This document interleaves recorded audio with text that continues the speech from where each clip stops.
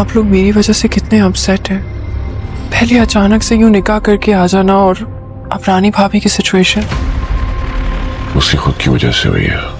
अल्लाह बड़ा इंसाफ करने वाला, जो जुर्म करता है उसको उसकी सजा भी मिलती है। फिजा है ना, फिजा झूठी है, आपको पता है उसका। बेटी कितनी मोहब्बत और प्यार से सजाया था इस घर को। मेरी कहती थी ये मेरी वो मेरा घर तोड़ना चाह रही है। इसको यहाँ से लेके जाओ सारा। मुझे इस लड़की का मकरू चेहरा नहीं देखना। जिसको मैं जान तनात है और मैं इसकी रानी हूँ। ड्रामा सीरियल शिकंजा की आने वाली नई एपिसोड जो है बस इख्तितामी एपिसोड है। अब यहाँ हो चुका है शिकंजा का इख्तिताम और रानी की हकीकत खुलकर सामने आ चुकी है सबके।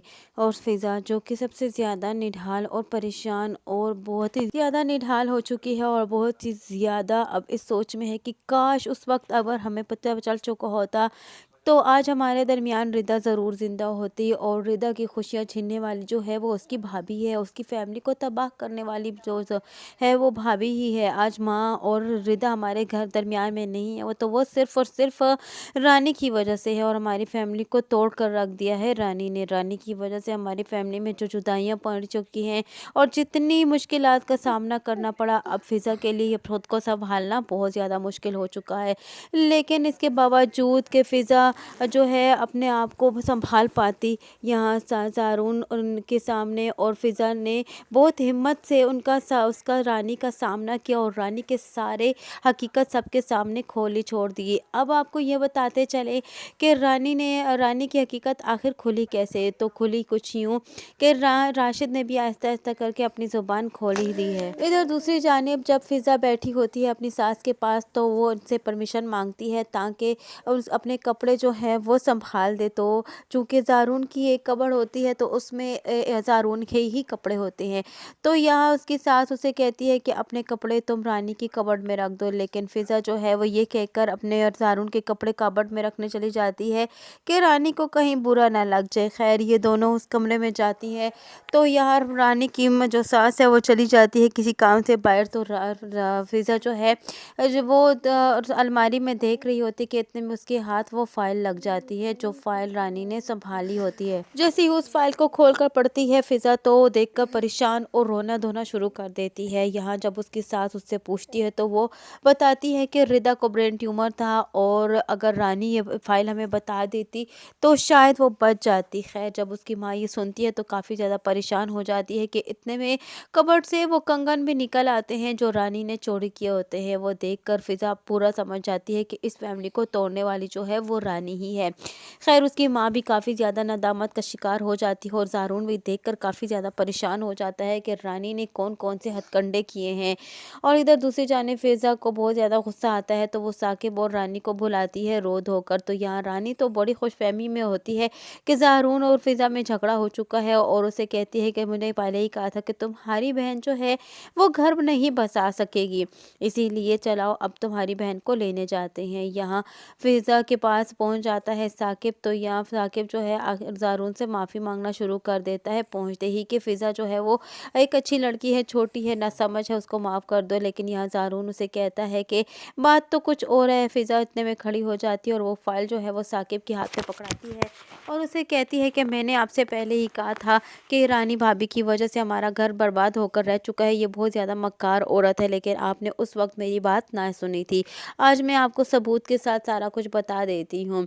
जैसे ही साकिब सारे सबूत देखता है तो साकिब को बहुत ज़्यादा गुस्सा आ जाता है। साकिब जो है वो इस कदर गुस्से में हो जाता है कि वो वहीं पर अपना बच्चा उठाकर चला जाने लगता है। तो रानी उसे रोकने की कोशिश करती है और फिर दोबारा झूठ बोलती है, लेकिन इस मर्तबा तो सबूत आ चुके हैं और यहाँ रानी जो है वो अब रोती धोती रह जाती है और साकिब अपना बेटा जो है वो लेकर वहाँ से चला जाता है। यहाँ रानी जो है फिर से फिज़ा पर भड़क उठती है और उसे यही कहती है कि मैंने कहा था ना कि ये मेरा घर बर्बाद कर कर रख देगी।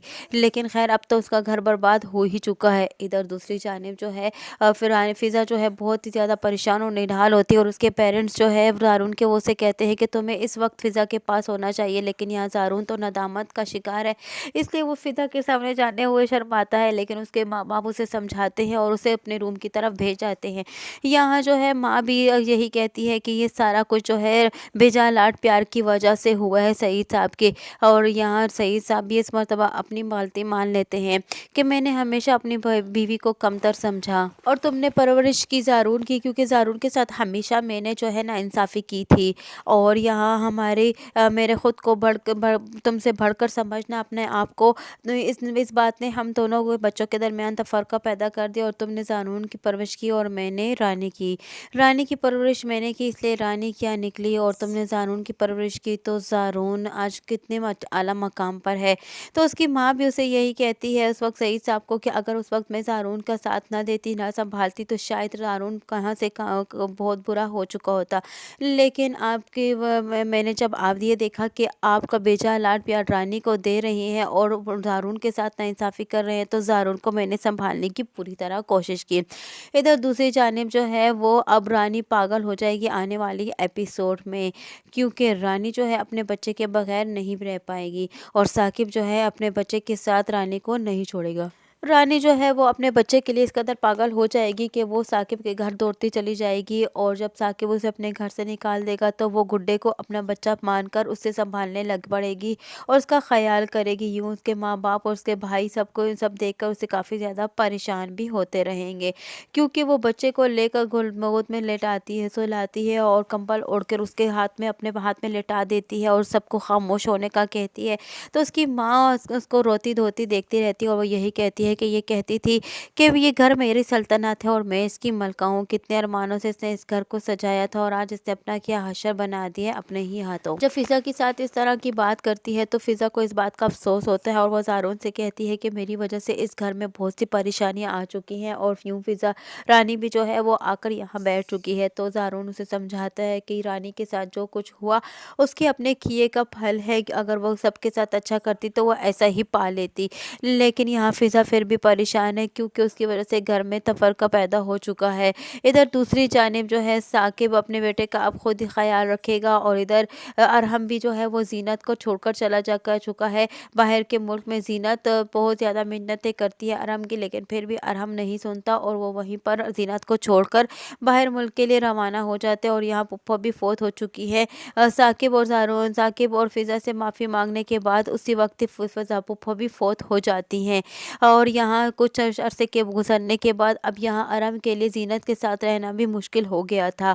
अब यहाँ आने वाली नई एपिसोड में कुछ यूँ बताया जाएगा कि अब यहाँ आगे जाकर रानी जो है वो पागल हो जाएगी और रानी की पागलपने की हद न रहेगी। और यहाँ फ़िज़ा को इस बात की गिल्ट फील होगा और वो ज़ारून से यही कहेगी कि मेरी वजह से इस घर में जो है परेशानी सी आ चुकी है। लेकिन ज़ारून उसे तसल्ली देकर और उसकी सास ससुर भी उससे इस बात का एहसास दिलाएंगे कि रानी ने जो कुछ किया अपने ही किए हुए का फल पाया है और ना किसी की इंसाफ़ी करती ना आज रानी ऐसा होता। रानी ने आज अपने ही किए की सज़ा भुगती है, लेकिन माँ बाप उसको नहीं देख सकते क्योंकि वो जानते हैं कि रानी ने गलत भी किया और वो फ़िज़ा को भी कुछ नहीं कह सकते क्योंकि जानते हैं कि फ़िज़ा के साथ भी नाइंसाफ़ी हुई है। आने वाली नई एपिसोड में कुछ यूँ ही होने वाला है और यहीं पर इस ड्रामे का अख्तिताम हो जाएगा, लेकिन हमारे प्रोमो और टीजर्स का अख्तिताम नहीं होगा। तो आने वाला नया जो ड्रामा होगा उसके बारे में जानने के लिए जुड़े रहिए खान ड्रामा रिव्यू के साथ। वीडियो पसंद आई हो तो वीडियो को लाइक करना और चैनल को सब्सक्राइब करना हरगिज़ ना भूलिएगा।